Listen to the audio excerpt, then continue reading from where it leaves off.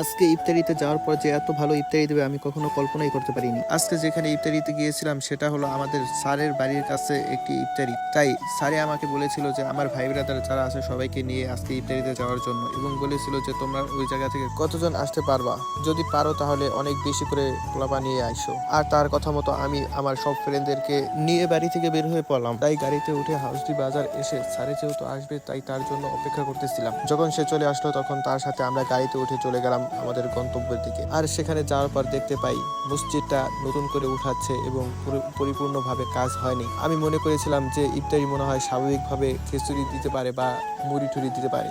এই ভয়ে আমি চিন্তা ভাবনা করে নিয়েছিলাম যদি ইফতারি ভালো না হয় তাহলে এই পাশ দিয়ে বের হয়ে চকের মধ্যে দিয়ে বাড়িতে চলে যাব, কারণ ওদেরকে এত দূর থেকে এনেছি ইফতারি করানোর জন্য। আর এখানে এসে যদি দেখি ইফতারি একেবারে হালকা পাতলা দিয়েছে তাহলে তো ওরা আমাকে ধরে বাইনা পিটাইবে। কিন্তু যখন বাক্স খুলে দেখি তখনই দেখতে পাই যে আজকে বিরিয়ানি দিয়েছে এবং অনেক ফল ফলাদা দিয়েছে। তাই কোনো কথা না বলে আমরা খাওয়া শুরু করে দিলাম এবং খাওয়া দাওয়া শেষ করে বাড়িতে চলে আসলাম।